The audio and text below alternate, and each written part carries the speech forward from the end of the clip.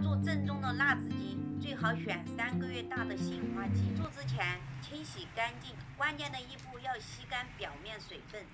如果鸡块带水，下锅后很难炒出干香脆的辣子鸡。切成小块鸡丁入味才透，千万记住，切成鸡丁后不可再下水清洗了，也不要焯水。加1勺盐，1勺白糖，少许料酒，适量酱油，1个葱节，几片生姜，腌上1个小时左右，备点蒜末、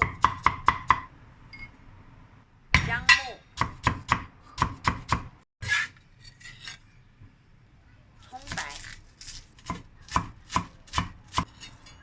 准备半烧鸡，剪成节的干辣椒，不怕多，要有辣椒堆里寻找鸡丁的感觉。筛几下，除掉大部分的辣椒籽。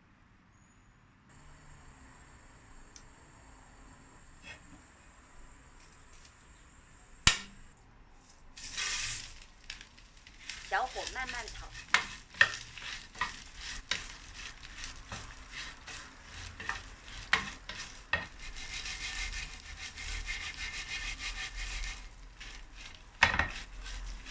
炒到干脆响，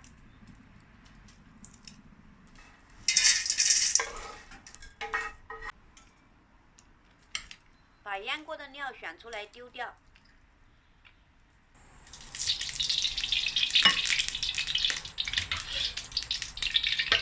油温烧到7成热，加入几片香叶、2个八角、1小块桂皮，放入鸡丁，大火炒干水汽，炒香，加入姜末、蒜末，加1盘干花椒，多放点，不要吝啬。最后加入备好的干辣椒，加点味精，最后加点白芝麻、葱白，不停翻炒，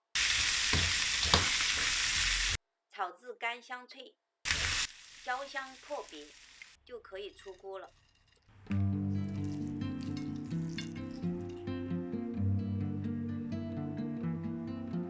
辣椒丛里寻鸡丁，香脆绝。